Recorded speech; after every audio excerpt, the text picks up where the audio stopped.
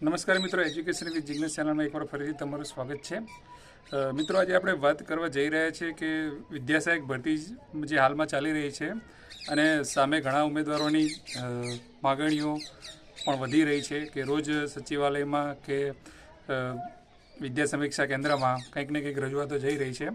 તો આગામી મિત્રો 24 તારીખના રોજ 24/12/2024ના રોજ ટેટ 1 ઉમેદવારો દ્વારા ગાંધીનગરમાં એક આંદોલન કરવાની જાહેરાત કરવામાં આવી છે।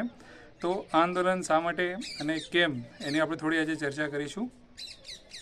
તો વિદ્યા સહાયક ભરતીની આપણે વાત કરીએ એ પહેલાં આપણે જગ્યાઓની વાત કરીએ કે જે હાલમાં 1 થી 8માં જે જગ્યાઓ વિદ્યા સહાયકની જે ખાલી છે એ જગ્યાઓની વાત કરીએ તો આપણે 31/10નું મહેકમ જોઈએ તો એ પ્રમાણે આગળ જગ્યા ગણીએ તો ધોરણ 1 થી 5 ગુજરાતી માધ્યમમાં 17,000થી વધુ જગ્યાઓ ખાલી બતાવે છે મિત્રો। તો 17,000થી વધુ જગ્યાઓ ખાલી છે અને અત્યારે હાલમાં 5,000 જેટલી ટેટ 1માં ભરતી આપવામાં આવી છે। તો ઉમેદવારો ઓછા છે, આપણે જોઈએ કે 9,372 ફોર્મ ભરાયા છે, સામે 5,000ની ભરતી છે। તો ઘણા બધા લોકો એવું પણ કહે છે કે ઉમેદવારો આટલા જ છે તો તમને ભરતી પણ બહુ મોટી આપી છે, તો શા માટે જગ્યા વધારો, શા માટે એમ કહેવા માગે છે।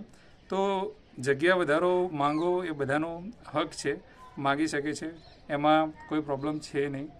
અને જગ્યા વધારો ટેટ 1માં એટલા માટે છે કે તમે કોઈ પણ વિભાગ જુઓ 1 થી 12માં જે 9 થી 12 હોય કે 6 થી 8 હોય એની અંદર લગભગ 50% ઉપર મહેકમની જગ્યાઓ આપેલી છે। હવે એવું જરૂરી તો નથી કે સામે ઉમેદવારો ઓછા છે એટલે તમે ભરતી એની ઓછી આપશો, બરાબર છે। અને 1 થી 5માં આગામી સમયમાં ઘણી બધી જગ્યાઓ ખાલી થવાની છે, તો 2027 સુધીમાં તો ઘણું બધું ખાલી થઈ જવાનું છે આખો પ્રાથમિક વિભાગ।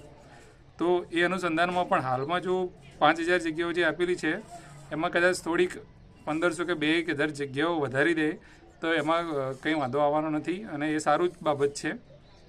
બીજી વસ્તુ એ કે એ જગ્યાઓ જો ખાલી રહેશે તો એ હવે જ્ઞાન સહાયકથી ભરવામાં આવશે અને તમને ખબર જ છે મિત્રો કે જો જ્ઞાન સહાયકથી ભરવામાં આવશે તો પછી સરકાર એ જગ્યા કાયમી ભરવામાં બહુ જ મતલબ રસ દાખવશે નહીં અને જે રીતને ચાલતું હતું એ રીતને ચલાવશે।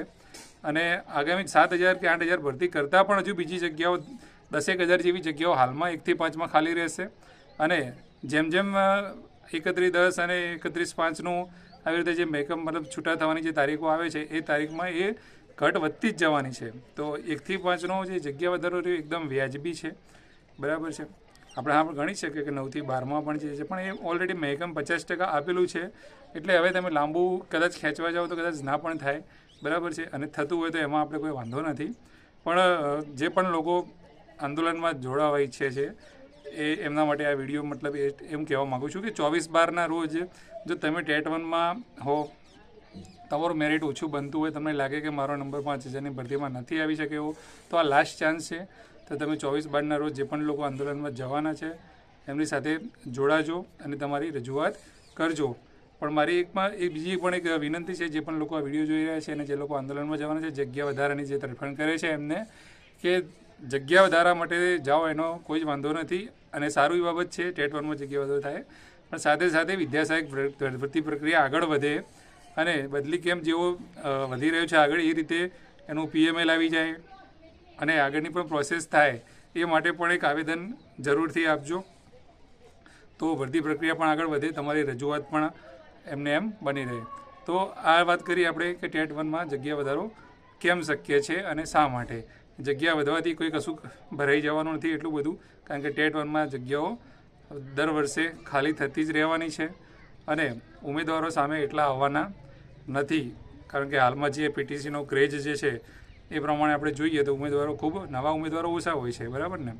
અને આ ભરતીમાં 9,372 ફોર્મ જે ભરાયા છે એમાંથી 5,000 મિત્રો લાગી જશે અને 7,000 મિત્રો પણ લાગી જશે તો એમાં સરકારનું કંઈ જવાબ નથી, પણ બાળકોનું જે સુધરવાનું છે અને જે અત્યારે ઉમેદવારો વર્ષોથી રાહ જોઈ બેઠા છે એમને નોકરી મળશે, બાળકોને શિક્ષક મળશે, બરાબર છે। અને જે પણ લોકો સામે રિટાયરમેન્ટ એટલું બધું છે, સરકારને કંઈ નુકસાન થવાનું નથી।